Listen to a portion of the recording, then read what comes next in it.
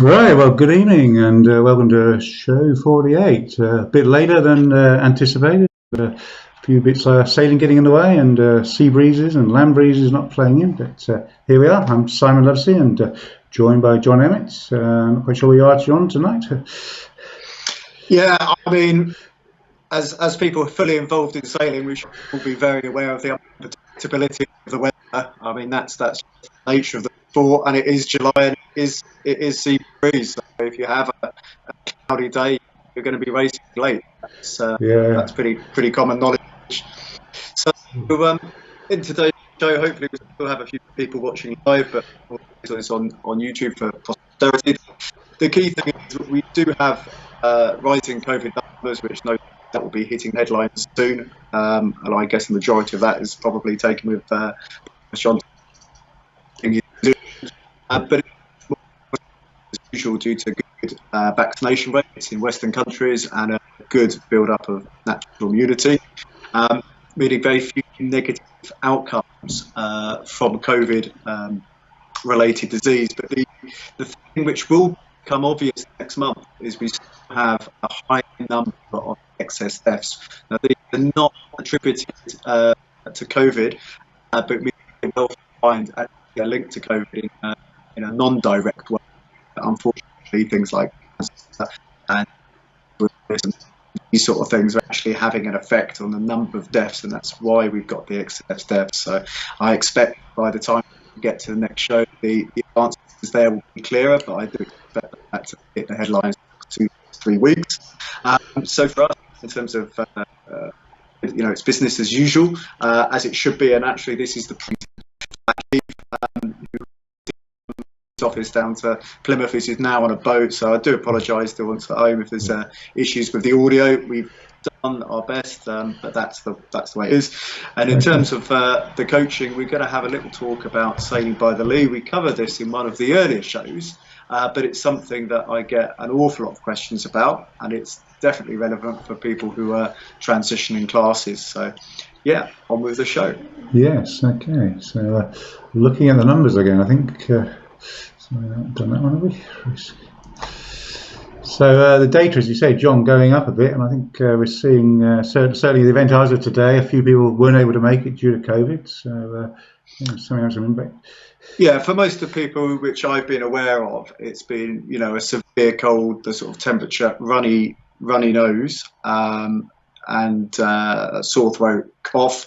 Some of the symptoms which were associated with the very early variants, like loss of smell, we don't have them anymore. But it's evolved to become more contagious, and you need to remember in terms of numbers, we don't have that amount of testing. But if we move on to the next slide before we go back to sailing, you'll see the number of deaths which register COVID on are still quite low. It's interesting if you look, I've averaged it out to the 7-day average because the way the testing works now, you can see there's a lot of spikes and lows, just the way the numbers come in. But the earlier slide, we were looking at sailing on a local level, on a regional level, national and international level, which went back to our sort of very early scale, as it were, about where we were. And actually international sailing is now continuing as normal. Kiel week was absolutely massive. My understanding in Kielawaka is the largest sailing regatta in the world. We had that last month, and over 1 million people just come to Kiel City just for that week. I mean, it's not all about the sailing, but that's a very big part of it. And it does show, what regattas can be put on. They have, the Skiff World Championships and Olympic classes and junior classes over a huge period of time, and they have it's been a regatta that's been going for a long time. So a little plug. I mean, I went to Kiel. If people are thinking about travelling next year, it's definitely something you should cross off your bucket list. Yeah, I've been there as well. But as you say, it's more than the sailing. I think that's what makes it, isn't it? All the side shows and the tall ships and things like that. Right. So, and some sailing going in Britain. We had our Bala long distance race a couple of weeks ago. Very windy. I think we're getting a bit of a contrast of weathers at the moment, aren't we? Just saying all or nothing. So a couple of weeks ago it was full on, wasn't it? I think some sailing was cancelled, wasn't it, around the coast? Right, so pleased to be joined by Steve. Let's bring Steve into the call. Steve, live from his boat. Yeah. Hopefully, we've got some video footage. International Europeans going on in the background. So I understand that the tagline is the fastest non-foiling boat. Steve is there. I can see Here him. he is. There he is. Hello, Steve.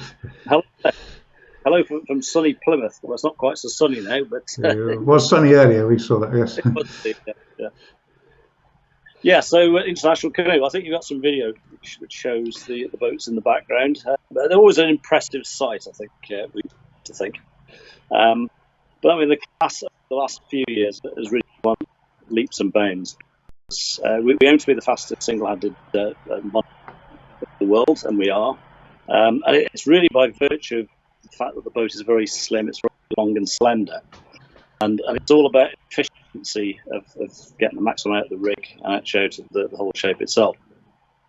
I mean, many people have seen the Nether, which was the class went through one design stage back in the 70s. That effectively finished in 2009, and the boats are trying to keep up with the pace of technology. So everything's carbon fibre. We've gone for a much lighter hull now, and also for a much more easily driven hull, which meant basically reducing the width of the boat. It fits now the box rule. So there's been some quite interesting designs done over the last few years, driven by people like Alistair Warren in this country. Myself and Rob Bell have developed with Phil Morrison 2 and 3 design, which have been various developments of the Nethercutt. And we've kind of, the Americans, I should say as well, have also been very, very active in this area. A guy called Chris Mass who's developed a slim boat.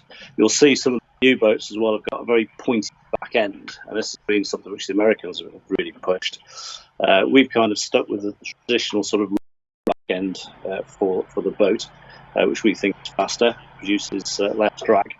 And the hulls have really developed to a stage where they're pretty similar in many ways now. We've sort of reached the optimum, we believe.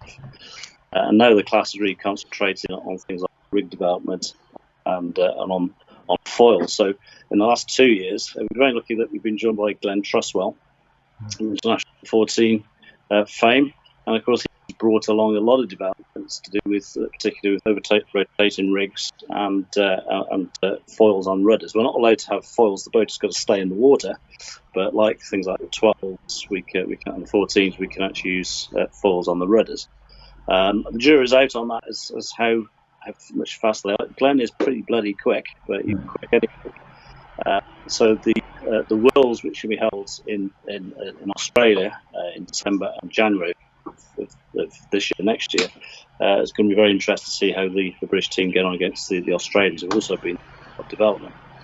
So yeah, we had Glenn at the Castle Cove Open. I did a very interesting interview with him. I mean, I'd have 2 questions. The first one is, how can people be competitive with an older boat? How does that work? And then maybe your pointed slash transoms. Yeah. Okay. We have a number of divisions within the class. Like all classes, they develop over a period of time. So the Nethercutt designs now we classify as one design. That gives a very easy way for people to get into the class. So you can buy a boat for less than £1,000. And the Canoe is a different boat. I don't know if everybody will see that just by looking at it. So there's new things to learn. So going through that process, we also have a version called the Slurp, which is it's a newer design, but it's based on the same sort of principles and certain things are fixed. So that again is a good way of getting into the class, and you can buy a new boat for less than £10,000 for that type of like.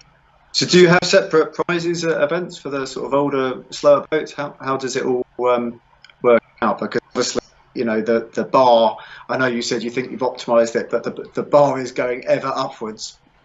Indeed. So what we try to do is we have classes within the racing. So we have prizes for the different class boats. So the one design. We also have asymmetric boats as well, of course, which was really going back to the 90s and early noughties. And then we have the new rules boats, or the IC, which is now referred to. So those are actually separate prizes. We also have an internal handicaps, which we use as well.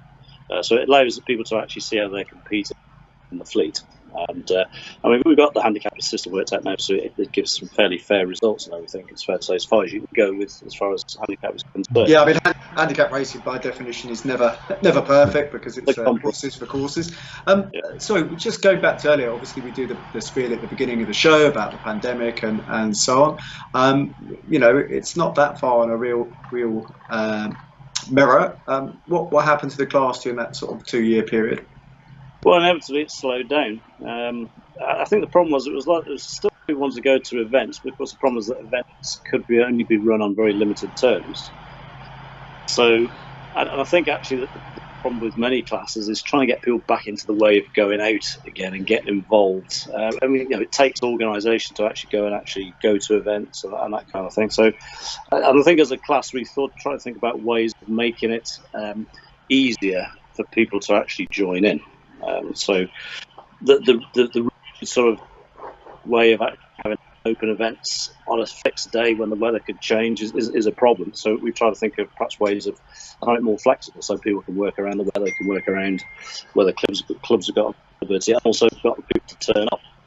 The other thing I think is so how would you do that? Because presumably you get everybody turning up when they think it's a wonderful forecast, and then you have the opposite problem if it's a poor forecast and nobody comes, and what happens for the host club? Indeed. So, of course, the host club organising, of course, that's always the big issue, isn't it? Because they go to all this trouble to actually organise things. People see the weather forecast and don't turn up, which is very embarrassing for all concerned. What we have done is to actually combine with other classes. That's worked out well, because at least you spread the risk over a greater number of people, I guess. At Castle Cove there was 3 classes doing a open meeting. It was the H2s and the contenders. Yes, and that in fact we all got a good turnout. It was a wonderful weekend. Best to say we've had. It always is at Weymouth. Good to see green fence. Well, so we've talked about the idea of having what we call pop-up events, where people we organise something just literally within a week or two of setting it up. And actually then trying to get people organised to actually turn up at a club and actually get involved with it, ad hoc racing. It's not something we really managed to get off the ground yet, but using the power of the internet. And you never know. It must be. What my lists and all the other good things came out over the pandemic. I must admit, I'm not that keen on massive Zoom meetings and all the rest of it anymore. But what's next for the class? You mentioned the Worlds in Australia, but closer to home? Well, we got the nationals, which were shown with the business. That was the first I heard of it today, and that filled me with cold terror. When I thought the number of boats they're going to try and squeeze into the the area, but I think share is perhaps an optimistic phrase, but we'll be there at the same time as the ladies. So. I think it'll be outnumbered to 1, won't you? I don't know. I mean, what we hope to do is pick off various ladies. We'll see how impressive it's saying it could. And Stephen and John. Ireland, and that's the week of the 21st. It's basically 2 weeks' time. So it's Monday to Friday. I'll see if I can get some footage for the next show. So right. We've also got a regatta in Poole Harbour, which is the last full week in September. And we've got the Nationals next year, which we're doing at Loch Lomond, which is a great event. Europeans will be in Germany next year. We believe that's still yet to be decided. So there's plenty going on. Brilliant. So yeah. And if somebody wants to get in the class, without putting you too much on the spot, how do they call you? Is there a demo boat? How does it work? Yeah, we've got various people around the country who will actually take people for sale. So the best thing is to make contact through the website. If you look on the website, you'll see under admin stuff, I believe, there's a list of names there. So we've got regional contacts, and also, primarily through me as the chairman, or through Rob Bell, who's the honorary secretary. We can actually put you in touch with the right people. Brilliant. Okay, well, maybe you can comment at the bottom of this video the relevant contact details, and hopefully you'll get a few keen people after seeing a lovely video and all lovely chat. All those people who want to go fast without foiling. Right. And to talk about that. Okay, right. Thank you very much. Thank you, Steve. Right, okay, so moving on to John's coaching top tips. I'm still here, although I seem to have turned into a Skype symbol again, which always fills me with abject horror. We can still hear you. Better to be listened to rather than see. Probably actually better to just read the word rather than hear my dulcet tones. But there we go. I just see a lot of new people coming into the class, or maybe coming back to classes over the summer. And one of the things which often confuse me and confuses other people is by the. Any questions, Steve? You're very welcome, because I may have thought I've explained when I possibly haven't. And I get faster boats. One of the things I'm interested in that they do see, because they have so little friction, more I was expecting them to be doing big angle asymmetric. But when we look at unstayed rig, and I really feel that the people will learn to sail, whether it's their first sail in a Zest or a Pico or a Bic or an Optimist or whatever, and you have a sail that can effectively, if your main sheet's too long, go around the front of the boat, we get this sailing by the lee. It's actually a very simple term, but people seem to get the misunderstanding that it's about letting your sail out. And it's actually the opposite case. It's when the flow is going from the leach of the sail to the luff. In other words, the flow is going in the direction of the mast, which is what makes it very stable. So when you've got a single hander, you're not just looking at having a bag of wind and going directly downwind and just trying to have that boom out perpendicular to the wind direction and catch as much wind as possible. You want to have some flow. So you have the flow from the mast to the leach in reaching, or you have it from the leach to the mast as in sailing by the lee. And when, as a coach, you draw waves going down the race course, you always put them, roughly parallel, but it's not like that.